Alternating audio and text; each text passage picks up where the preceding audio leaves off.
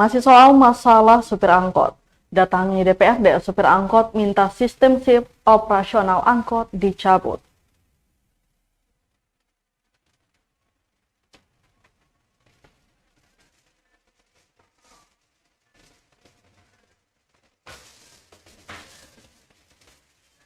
Asosiasi Sopir Angkot Ambon atau ASKA meminta sistem shift operasional angkot dicabut.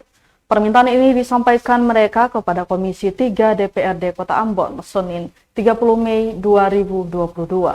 Ketua Komisi 3 DPRD Kota Ambon, Margareta Siahai, mengatakan sistem shift ini mulanya diberlakukan untuk membatasi operasional angkot saat pandemi COVID-19 melanda Kota Ambon. Kini sudah tidak ada lagi angka kasus terkonfirmasi sehingga menurut ASKA kebijakan itu tak perlu lagi diberlakukan. Politisi Partai Golkar itu mengatakan para supir angkot ini padahal telah membayar pajak penuh selama 1 bulan, namun waktu operasional mereka masih dibatasi. Direncanakan Komisi 3 akan meneruskan aspirasi supir angkot ini besok ke dinas terkait.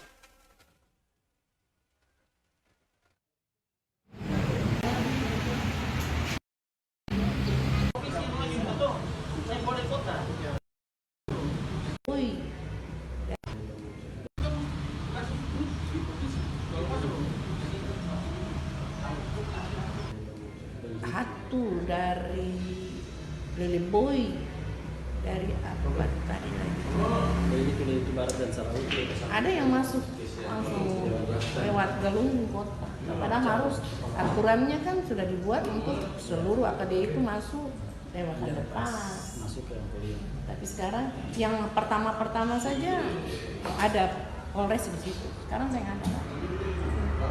Nah, itu juga memicu kemacetan dengan adanya AKD masuk kota. Tuh. Karena kalau semua angkot itu dan angkot-angkot itu saya nggak ada yang sistem AKD itu semua dong tiap hari jalan. Sedangkan angkot dalam kota ini kasihan dong kan kena SIM. Tapi AKD itu belum para sopir angkot juga menurut soal AKD itu ya. Untuk penumpang dalam kota begitu. Iya, mereka juga ambil penumpang dalam kota. Karena kalau seperti dari Leleboy hati kan lanjut balik, nah, berarti itu dapat yang di situ. Gitu. Itu keluhannya. Jadi tadi disampaikan untuk besok kita rapat dengan OPD terkait dengar penjelasan dari perhubungan. Ada juga terkait yang di Pasang Mardika itu menjadi tempat PKL. Sudah bukan terminal lagi. Sudah. Terima kasih sudah nonton. Jangan lupa like, subscribe, dan share ya.